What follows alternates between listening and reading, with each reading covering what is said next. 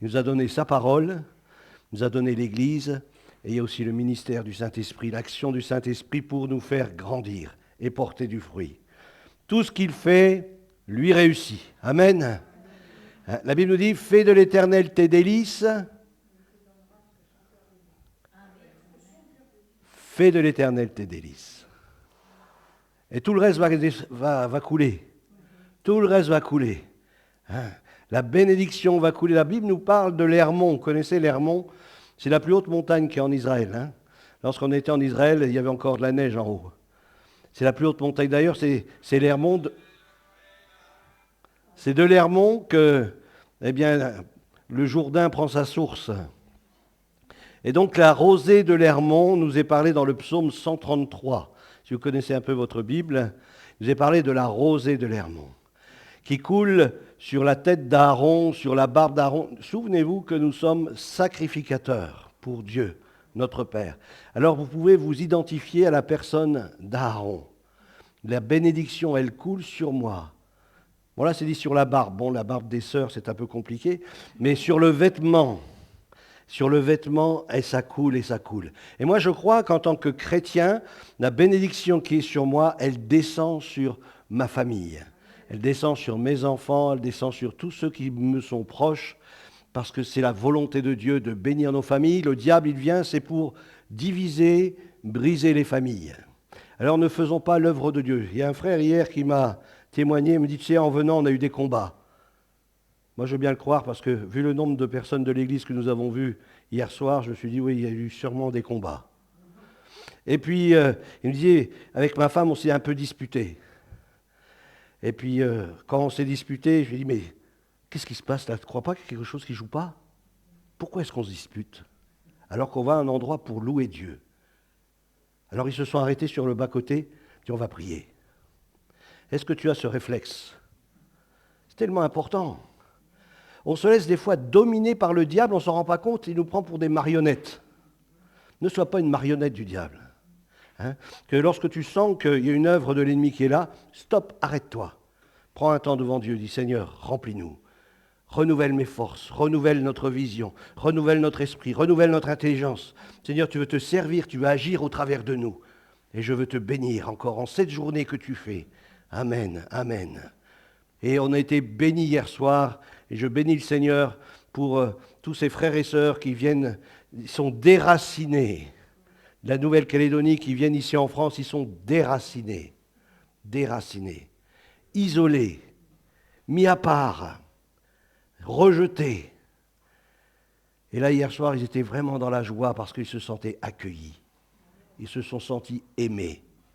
Ils ont senti qu'ils avaient de la valeur. Alléluia. Honorons. Je crois que c'est une culture qu'on a un peu oubliée. On le voit déjà par rapport aux enfants. Honore ton père et ta mère. Des fois, c'est chaud. Honorer les serviteurs de Dieu, là aussi, c'est très chaud. Amen. Là aussi, c'est très chaud, honorer les serviteurs de Dieu. Mais l'honneur, combien c'est important. Honorer le roi, nous dit l'Écriture. Honorer ceux que Dieu a établis. Honorer. L'honneur, la culture de l'honneur, ça fait partie du royaume de Dieu. J'ai honoré mes sœurs qui ont chanté. J'ai honoré Evan qui est à la sono. J'ai honoré tous ceux qui servent le Seigneur, ceux qui ont aussi préparé la Sainte Seine. Apprenons à honorer. C'est quelque chose que le Seigneur veut déposer en notre cœur, parce que c'est quelque chose que le diable ne veut surtout pas que nous manifestions, c'est de l'honneur.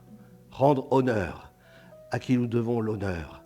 Alléluia. Ceux qui servent le Seigneur de tout leur cœur, honorons-les. Amen. Béni soit Dieu. Alors on revient dans nos feuilles là. Ézéchiel 47, verset 12 nous dit « À leur bord croîtra toute espèce d'arbre fruitier ». Vous connaissez un peu ce texte. Il nous est parlé qu'ils eurent de l'eau jusqu'aux chevilles, jusqu'aux genoux, jusqu'aux cuisses, etc. Et ils étaient dans un fleuve. Et de chaque côté de ce fleuve, il y avait des arbres, la végétation en particulier, des arbres. Il nous est dit que dans ce texte d'Ézéchiel 47, verset 12, « Leur feuillage ne se flétrira point ». Alors vous avez le texte des psaumes, le texte d'Ézéchiel qui nous parle de ces arbres qui sont plantés près des courants d'eau et dont les feuilles Les feuilles servent à quelque chose. Les feuilles sont importantes. Leurs feuilles, nous dit le texte d'Ézéchiel, serviront de remède. Est-ce que tu es un remède pour ton prochain ou un poison? Sois un remède, une bénédiction pour ton prochain, quel qu'il soit, de quelle origine il soit, de quelle langue il soit, de quelle tribu il soit, que tu puisses être une source de bénédiction, un médicament, que tu puisses apporter des soins. Le chrétien est celui qui est revêtu de l'huile de Dieu. Cette huile, elle sert aussi pour la guérison. Si ton feuillage doit se manifester autour de toi, c'est pour apporter la guérison à ceux qui t'entourent. Tu es comme un arbre planté et tes feuilles servent de remède. J'ai vu que la feuille sert aussi à l'arbre à respirer. Vous savez qu'un arbre, ça respire? Étonnant, hein? On ne voit pas pourtant le tronc qui fait comme ça, mais l'arbre respire. Il respire au travers de ses feuilles. Apprenons à respirer. Il y a un air qu'il nous faut respirer. Qu'as-tu respiré ce matin? Bon, il y en a, ils ont peut-être respiré la fumée du brasero qui était encore en train de fumer derrière, là. Respire la présence de Dieu. Respire la présence de Dieu. Respire le Saint-Esprit. Je respire.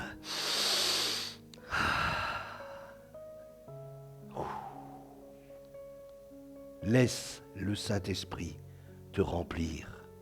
Laisse-toi remplir de sa présence. Les feuilles, c'est tellement important pour un arbre. Dans le livre de la Genèse, au chapitre 3, au verset 7, vous connaissez l'histoire d'Adam et Ève. Enfin, pour ceux qui lisent la Bible, je vous invite vraiment à lire la Bible, la parole de Dieu, parce qu'il y a tellement d'enseignements pour nous amener à grandir en Dieu et vraiment à avoir de la maturité. Il nous est parlé d'Adam et Ève qui avaient péché. Et lorsqu'ils ont reconnu qu'ils avaient péché, ils ont reconnu qu'ils étaient nus. Alors, il y a plusieurs théologies sur ce sujet. Mais moi, je crois que vous avez vu Jésus dans le mont de la transfiguration. Il y a quelque chose qui s'est passé d'extraordinaire. C'est que les disciples, ils ont vu Jésus, il était comme revêtu de gloire. Moi, je crois qu'Adam et Ève étaient revêtus de gloire. Et une fois qu'ils ont péché, ils ont perdu cette gloire. Et c'est pour ça qu'ils ont vu qu'ils étaient nus. Quand un chrétien, il pêche ou volontairement, il se vautre dans le péché, déjà c'est pas normal.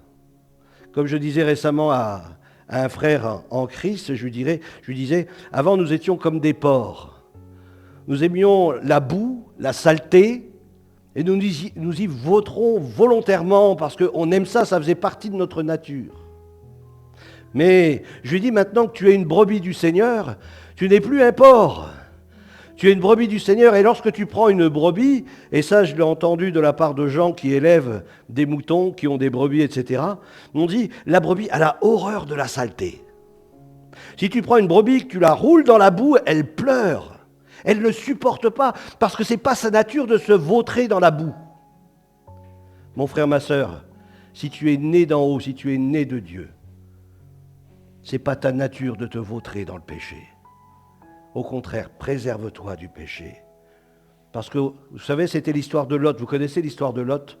Il dit que son âme, elle était tourmentée lorsqu'il était à Sodome et Gomorrhe, de voir tous les péchés qui se passaient autour de lui. Son âme, il était comme perturbé, il y avait des problèmes dans son esprit. Il était tourmenté de cette situation-là. Un chrétien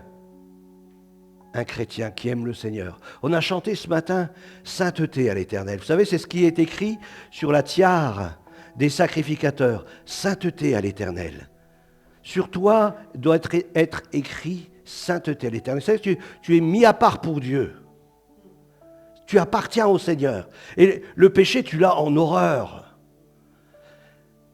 Tu dois le haïr. Dieu aime le pécheur, mais il hait le péché. Ça, c'est clair. La Bible nous dit que si nous confessons nos péchés, qu'il est fidèle et il est juste pour nous pardonner pour nous laver, pour nous purifier. Alléluia. Dieu est le Dieu de la guérison. Dieu est le Dieu du pardon. Dieu est le Dieu de la restauration.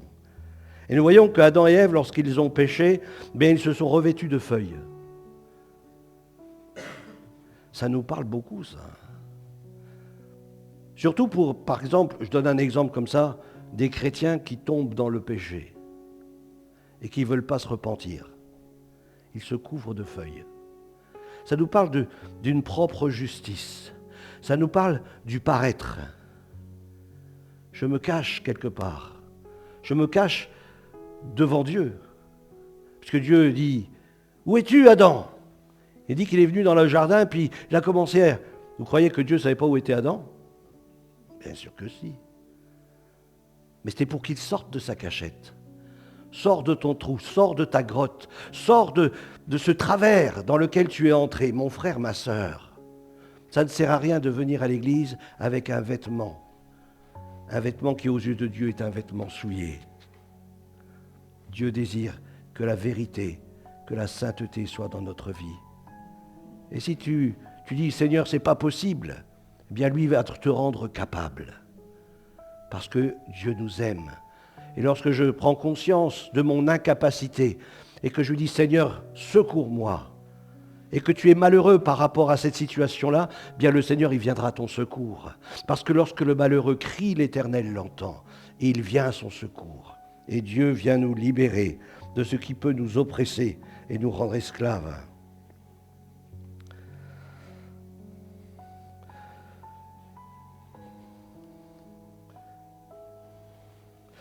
La feuille, en hébreu, ça se dit Aleph. Aleph. Ça s'écrit A-L-E-H. Alors moi, je ne suis pas un hébraïsant, hein, donc j'essaye de me débrouiller. Alors la traduction phonétique, ça serait Avlav. Avlav. Bon, je ne sais pas si c'est juste. Avlav, c'est la racine du mot Aleph. Cette racine de ce mot veut dire, c'est un verbe, il veut dire monter, élever. D'ailleurs, vous remarquerez que généralement les feuilles se trouvent sur le haut de l'arbre. Hein, c'est rare que les feuilles se trouvent en bas. Hein. Donc ça nous parle d'élévation, ça nous parle de montée, ça nous parle de hauteur. Les feuilles sont produites par l'arbre quand il commence à grandir, à se développer. Il pousse vers le haut et il produit des feuilles. Un chrétien bien nourri spirituellement, un chrétien qui prend du temps avec Dieu, lorsqu'il grandit, eh bien, des choses se manifestent dans sa vie. On voit des feuilles, des choses qui sont là, hein, des feuilles qui paraissent. Avant qu'il y ait le fruit, on voit déjà quelque chose, des éléments qui sont là pour montrer eh bien, qu'il est en bonne santé.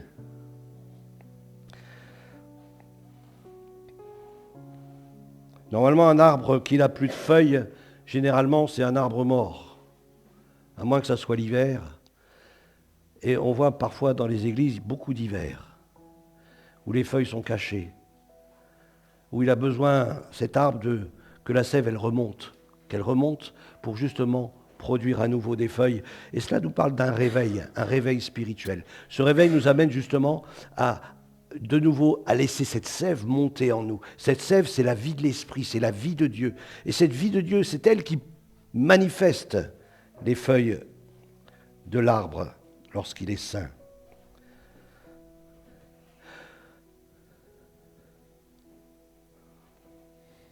J'essaie d'avancer un peu plus vite.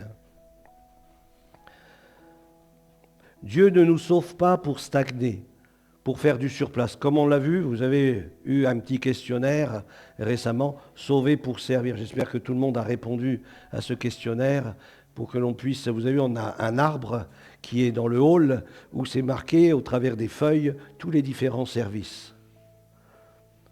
Tout ça, c'est pas un hasard. Hein. Tout ça, c'est pas un hasard. Vraiment, Dieu nous conduit dans cette vision-là.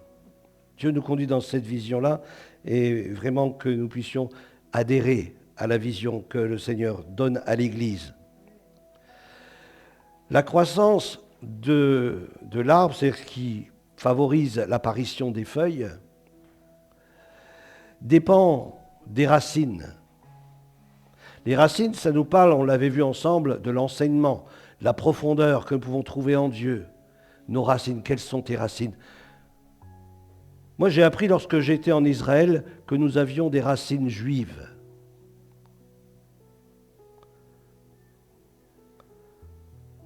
Nous avons été greffés à l'olivier franc. Je ne suis pas l'olivier franc. Vous n'êtes pas l'olivier franc. L'olivier franc, c'est Israël. Et nous avons été greffés à Israël. Que tu le veuilles ou pas, tu as été greffé à Israël. Alléluia. La circoncision que Dieu veut, c'est la circoncision de nos cœurs. Si ton cœur a été circoncis, eh bien tu es devenu un juif selon Dieu. Un juif selon Dieu. Mais tu es attaché au peuple juif. Ton frère, il s'appelle Abraham. Ton frère, il s'appelle Jacob. Ton frère, il s'appelle Isaac. C'est important de l'avoir à l'esprit, parce que c'est la réalité, c'est la vérité. Le salut vient des Juifs. D'accord? Nous avons nos racines en lui. Ensuite, il y a le tronc. Le tronc, on a vu que ça parle de la communion fraternelle. Et puis on a vu tellement de choses par rapport au tronc, c'est tellement important, la communion fraternelle. Et de cette communion fraternelle jaillit des ministères. Les ministères sont toujours attachés au tronc. Même l'apôtre Paul a toujours été attaché à l'église d'Antioche, malgré que ce soit l'apôtre Paul. Un véritable ministère est toujours attaché à une communauté, est toujours attaché au tronc. Et donc cela favorise la croissance et l'apparition donc des feuilles qui servent à la guérison. Vous savez qu'une feuille coupée à un tronc, elle ne meurt pas tout de suite. D'ailleurs, vous le voyez, souvent quand on a des bouquets de fleurs, vous avez les feuilles, c'est sûrement qui restent après ce bouquet, eh bien ça ne meurt pas tout de suite. Pourtant, c'est déjà mort, en perspective, c'est déjà mort, parce que c'est coupé. Il dit qu'une feuille, au bout d'une heure, elle est morte. Il n'y a plus rien, il n'y a plus de vie. Alors mon frère, ma sœur, demeure attaché à l'Église, demeure attaché à l'Assemblée, demeure attaché aux frères et sœurs. Ne te coupe pas de la communion fraternelle. La Bible nous dit, n'abandonnez pas votre assemblée, comme c'est la coutume de quelques-uns. Mais au contraire, dans les temps que nous vivons, demeurons attachés à l'Église, à l'Assemblée, bénéficions des différents ministères de l'Église. Sans Jésus et sans le ministère de l'Église, tu sèches. Tu sèches. Alors bien sûr, tu penses toujours, tu as toujours... mais tu n'as plus cette vie abondante que Dieu veut pour toi. Et en plus, Dieu nous a appelés pour le servir. Donc ça veut dire que tu as reçu des dons et des talents. Alors si tu n'es pas membre de l'Assemblée, membre de l'Église, un membre, je parle d'un membre comme l'Église est un corps. Donc tu ne peux pas être utile pour l'œuvre de Dieu. Si tu es détaché, une main toute seule, elle ne va pas faire grand-chose. On a besoin d'être attaché à un corps pour pouvoir produire la vie qui se dégage de ce corps.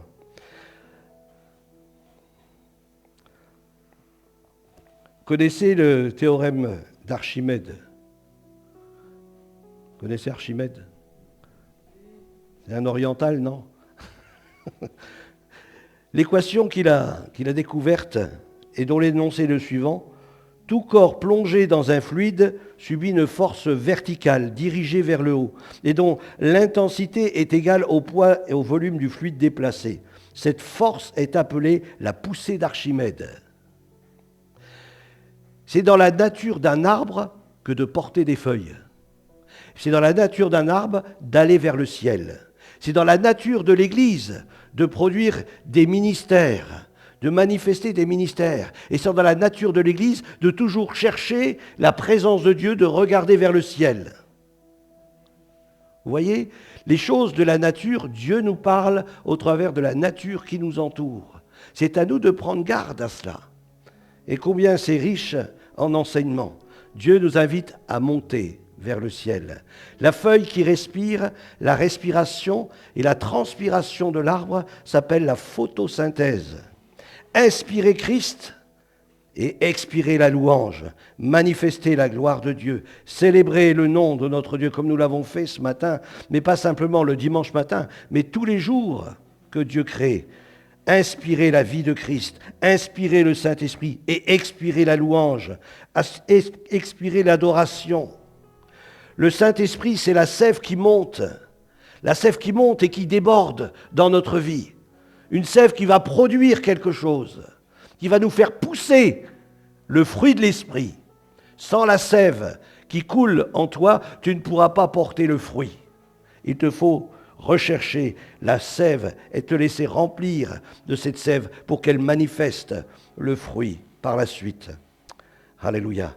Dans Malachie au chapitre 4 au verset 2, il nous est dit « Mais vous qui craignez mon nom, se lèvera le soleil de la justice et la guérison sera sous ses ailes.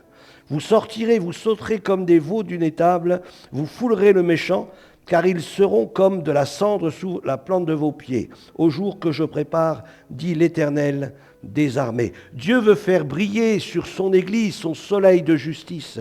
Et vous savez combien c'est important la lumière pour les feuilles.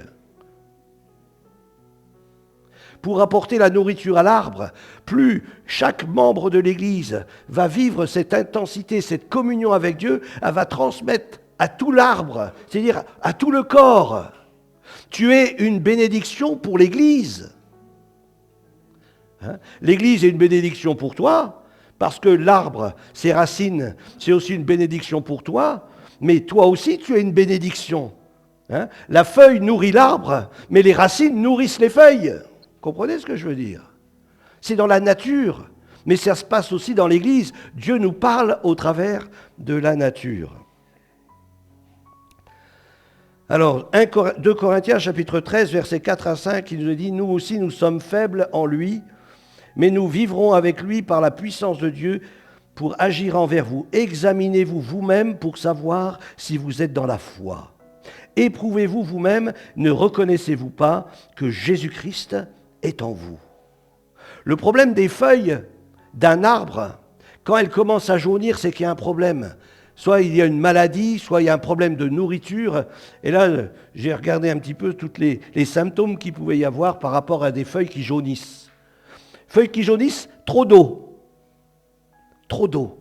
Une plante qui a trop d'eau, ses feuilles commencent à jaunir. Trop d'eau. Moi, ça me parle tout ça. Parce que l'eau, ça nous parle de la parole.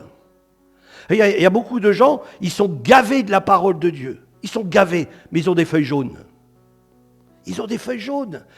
Ils sont tellement théologiens qu'ils en oublient de mettre en pratique ce qui est écrit. Comprenez? On se gave d'eau, de la parole. On devient plus facile à rouler qu'à porter. Et on ne porte pas de fruits. On ne porte pas de fruits. Quel dommage. Trop d'eau. N'emmagasine pas, mets en pratique ce que tu reçois.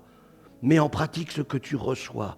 Ne deviens pas un stockage de graisse, un stockage d'enseignement, un stockage de théologie. Mets en pratique ce que tu reçois, parce que c'est avec cela que tu vas porter du fruit. Alléluia. Alors, pas assez d'eau non plus. Il faut trouver le juste équilibre. Pas d'enseignement, c'est pareil. Il faut de l'enseignement, c'est important l'enseignement. Alors ne néglige pas l'enseignement. Nous avons des études bibliques le mercredi soir. Si tu ne peux pas venir le mercredi soir à l'étude biblique, on a encore la possibilité de la mettre sur la chaîne YouTube. Et puis là, tu peux être enseigné, tu peux avoir des enseignements, ce que nous partageons le mercredi soir. Mais ne néglige pas l'étude biblique. Fais-en même à la maison des études bibliques. C'est tellement facile aujourd'hui avec Internet, tu peux faire des études bibliques régulièrement. Mais étudie la parole de Dieu. Plonge tes regards dans la parole de Dieu, afin que tu puisses développer des bonnes choses, mais mets en pratique. Ne te gave pas. Ça, il y a beaucoup de gens qui se gavent de YouTube. Arrête de te gaver de YouTube. Mets en pratique ce que tu entends, ce que tu reçois. Mets en pratique. C'est important de mettre en pratique. Jésus, ce qu'il faisait, il enseignait ses disciples et il disait « Allez ». Il en enseignait ses disciples et il disait « Allez ». Quand il revenait, il les enseignait à nouveau, il leur disait « Allez ». Je vous avais reçu, maintenant allez donner. Allez donner. Et je crois que l'Église, c'est ça. Vous recevez le mercredi soir, vous recevez le dimanche matin, bien maintenant, allez dans la semaine, le lundi, le mardi, le jeudi, le vendredi, le samedi, allez donner ce que vous avez reçu dans cette communion avec Dieu par l'enseignement, par le Saint-Esprit. Alors le manque de minéraux, bien c'est pareil, c'est aussi au niveau de ce que nous sommes nourris. Les enseignements, il y a tellement de sortes d'enseignements. Parler des dons spirituels, parler de l'Apocalypse, parler de la grâce, parler de la guérison. Vous savez, il y a tellement de thèmes à aborder. Et je crois que c'est important d'aborder tous les thèmes, de ne pas se focaliser sur un seul thème. Vous savez, il y a des églises, c'est de l'Apocalypse du mois de janvier jusqu'au mois de décembre. Et ça, c'est pas normal, ça crée un déséquilibre. On n'a pas tous les minéraux. Il nous faut la diversité des minéraux. Il nous faut la diversité des enseignements. Recevoir un enseignement qui nous parle des dons spirituels, du baptême du Saint-Esprit, du baptême d'eau, qui nous parle de... Et je crois que c'est important d'avoir les enseignements, que je puisse au moins venir en aide à ceux qui m'entourent et qui me questionnent sur quelque chose, que je sache leur répondre. Dans Marc chapitre 11 au verset 13, il nous est dit « Apercevant de loin un figuier qui avait des feuilles, il alla voir s'il s'y trouvait quelque chose. Et s'en étant approché, il ne trouva que des feuilles, car n'était pas la saison des figues. Jésus préfère maudire l'hypocrisie que de tolérer le mensonge. Dieu désire que nous puissions être vrais avec lui. Comme Adam et Ève qui se cachaient derrière les feuilles, Dieu préfère la confession, d'être vrai. Seigneur, j'ai besoin de toi. Reconnaître ta faiblesse, c'est pas c'est pas t'avilir. Non. Tu reconnais tes limites. Reconnaître ses limites, c'est humain. Donc on peut reconnaître ses limites. Moi, je ne suis pas un grand théologien. Et ben voilà, je ne suis pas un grand théologien. Je ne suis pas non plus Billy Graham. Je ne suis pas Billy Graham, c'est tout. Je reconnais mes limites. Est-ce que tu reconnais tes limites? Eh bien, à partir du moment que tu reconnais tes limites, tu peux dire, Seigneur, mais tu vois, mes limites, c'est ça. Mais je sais que toi, tu es un Dieu limité. Tu peux me faire aller plus loin. Et d'un évangéliste comme Philippe, qui était diacre, Dieu en a fait un évangéliste, et d'un prophète comme l'apôtre Paul ou l'apôtre Barnabas, ils sont devenus apôtres. Dieu peut nous faire aller au-delà de nos limites. Dieu veut nous envoyer plus loin. Nous dépassons nos limites avec sa grâce. Jérémie 8, verset 13 nous dit « Je les enlèverai entièrement, dit l'Éternel. Il n'y a point de grappe à la vigne, il n'y a point de figue au figuier. La feuille est flétrie, sèche. Ce que je leur ai donné sera enlevé. » Enfin, je ne sais pas, vous avez déjà lu l'Apocalypse. Bon, je vais bientôt terminer. Vous avez déjà lu l'Apocalypse. Dans l'Apocalypse, il est marqué souvent « Je n'enlèverai pas le chandelier ». Vous avez lu ça dans les églises. Ça veut dire que Dieu peut enlever le chandelier. La présence de Dieu, elle peut être partie. Vous savez, dans le temple de Jérusalem, il y avait la Shekinah, vous vous souvenez, c'est marqué dans les Écritures. Enfin, excusez-moi, je vous parle beaucoup de la Bible, j'espère que vous la lisez. Par contre, sinon je vous parlerai chinois, ça ne changerait pas grand-chose. Voilà. La Shekinah était dans le temple, mais à un moment donné, quand le peuple ne marchait plus avec Dieu, la Shekinah, elle est partie. Si on veut demeurer, que la présence de Dieu, elle demeure au milieu de nous, il y a un prix à payer. Il y a un prix à payer. Sinon, dit le Seigneur, j'ôterai ton chandelier. Il parle à des églises, il ne parle pas à l'église avec un grand E. Non, il parle à une église locale. Moi, je veux garder le chandelier de Dieu. Je veux garder la présence de Dieu. Je veux chérir la présence de Dieu. Et pas seulement dans la communauté, mais aussi dans ma maison. Parce que ça commence là aussi, dans ma maison. Je veux chérir la présence de Dieu. Est-ce qu'il y a la présence de Dieu dans ta maison? C'est important d'avoir la présence de Dieu dans notre maison. Alléluia. On va terminer.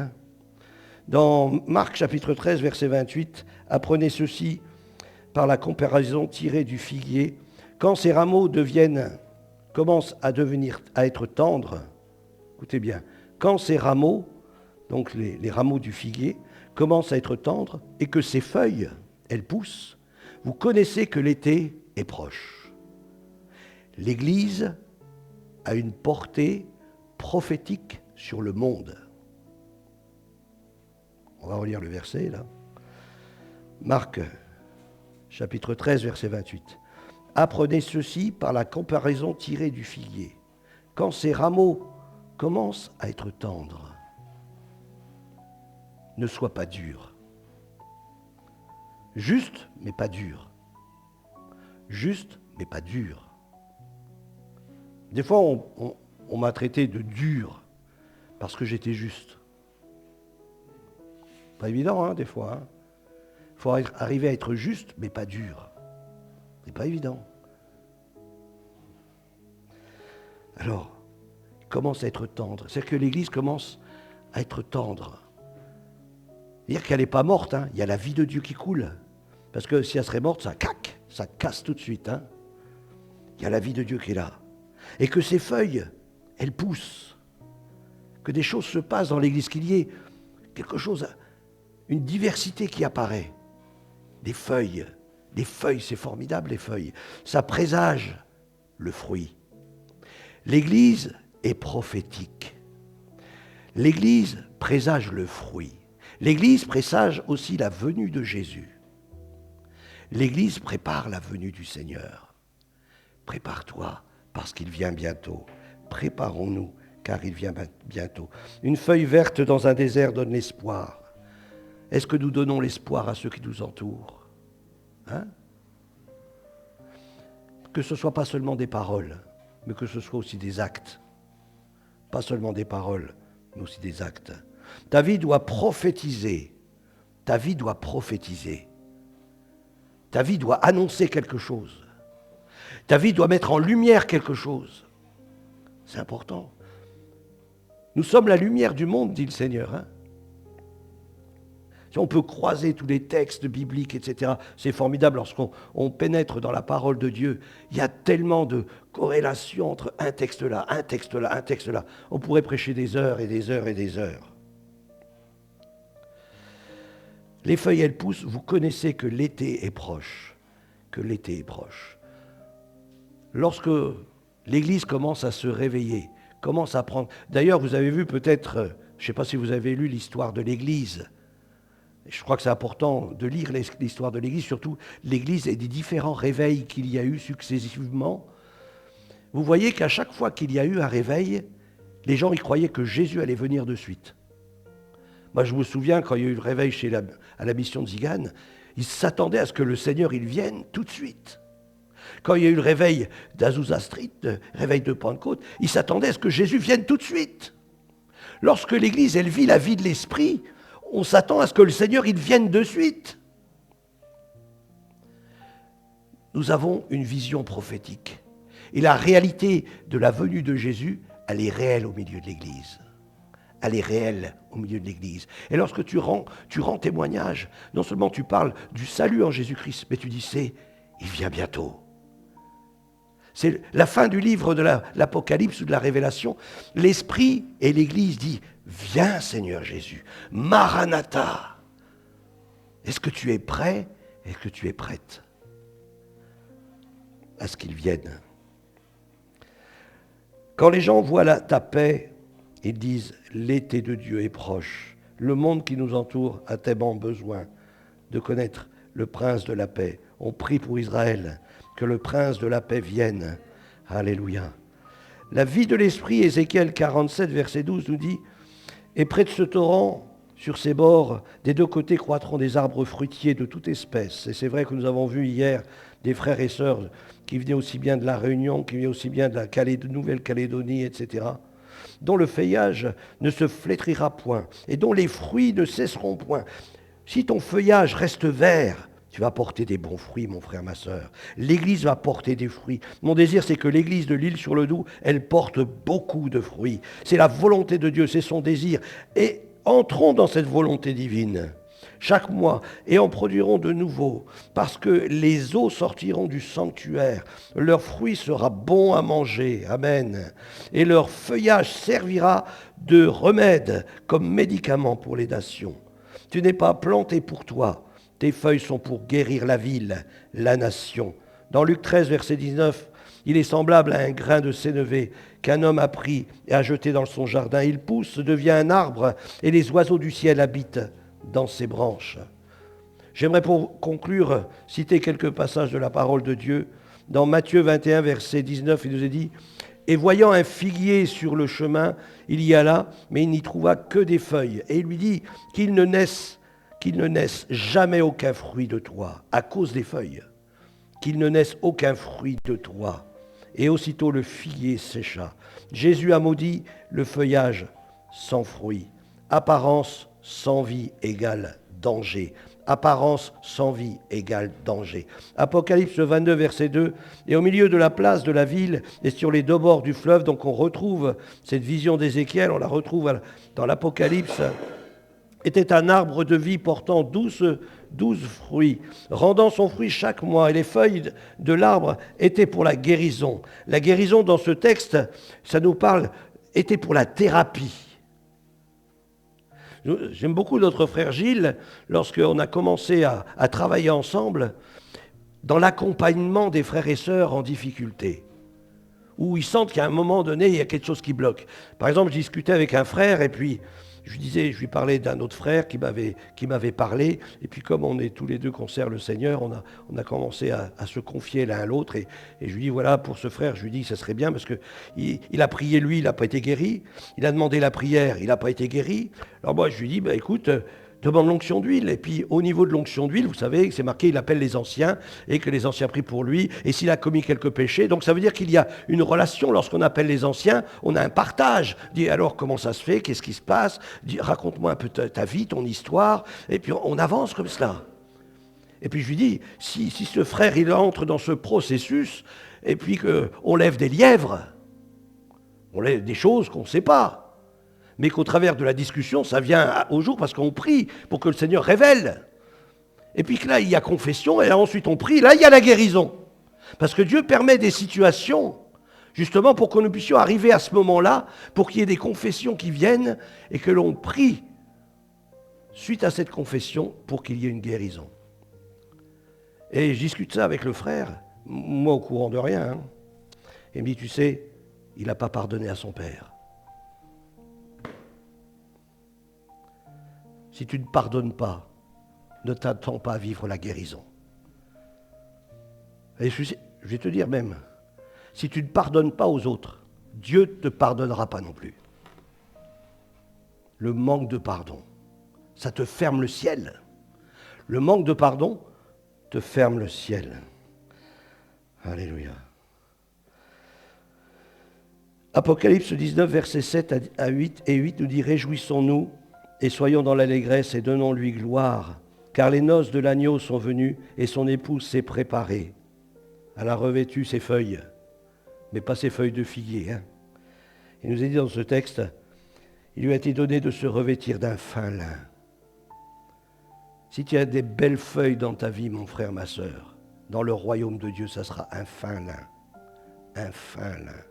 Ça sera une beauté devant Dieu. Ce revêtement. Alléluia. La Bible nous dit, ce fin lin, il est éclatant. Ce fin lin, il est pur.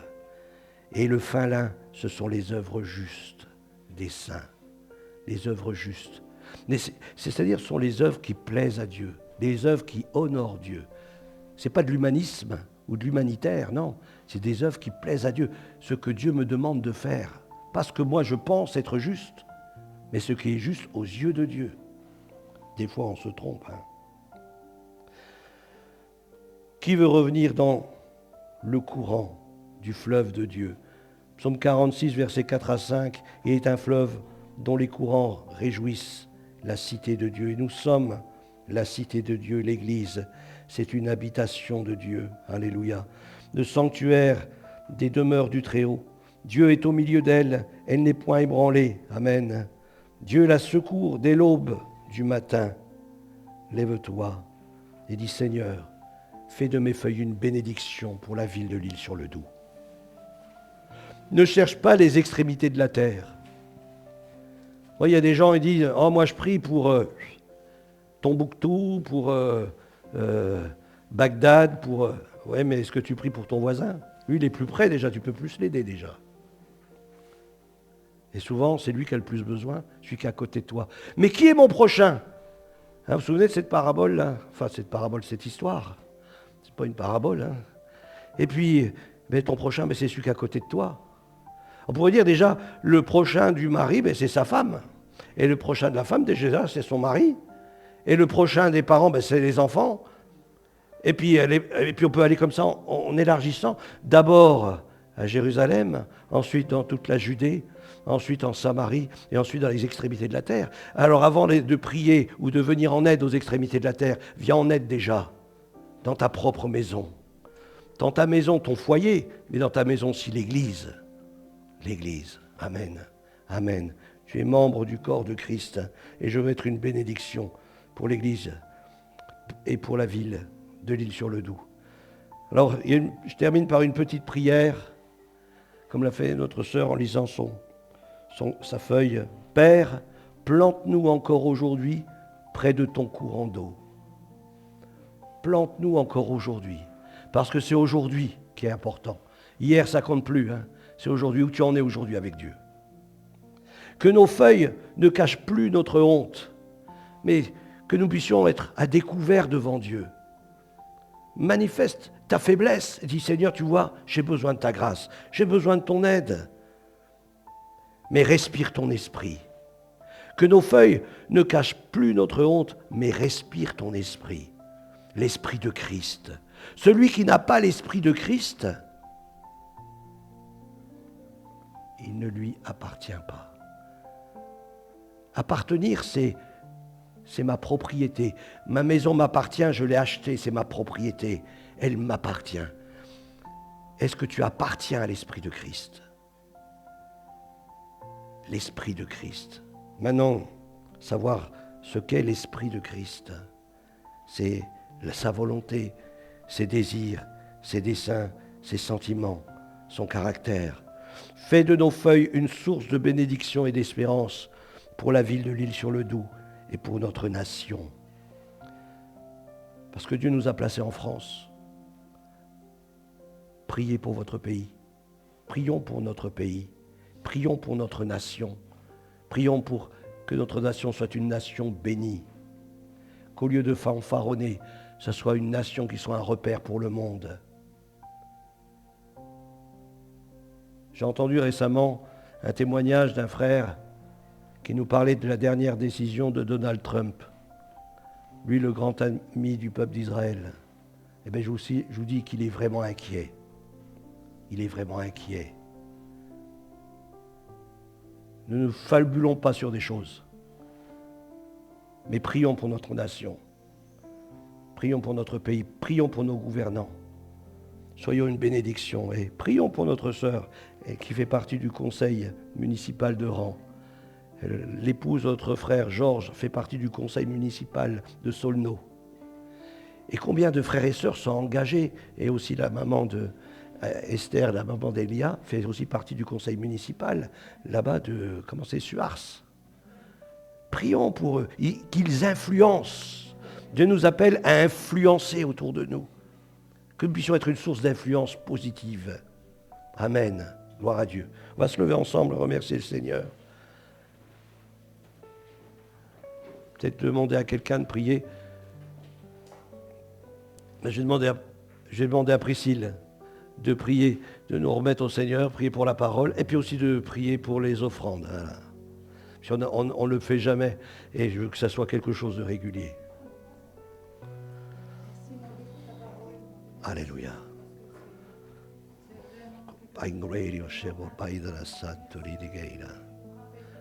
Alléluia.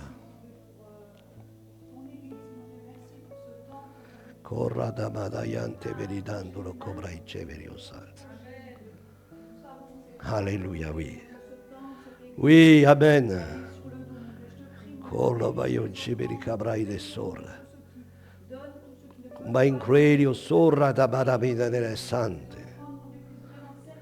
Pour ton royaume, oui, amen, oui, oui. Amen. Voilà, vous avez vu dans le hall, on a mis une feuille concernant des réunions de maison. Alors il y en a qui ont ouvert leur maison, c'est marqué en haut le nom des villages. Et il y a déjà donc pour la semaine prochaine une réunion de maison qui est prévue à Saint-Maurice, chez Anthony et Sylvie. Alors si vous voulez y venir, faites-le savoir, moi j'y serai. Voilà. Et puis il y a d'autres endroits aussi où vous pouvez mettre votre jour, votre heure, à quelle heure vous souhaiteriez avoir une réunion de maison. C'est affiché dans le hall. Voilà, soyez bénis.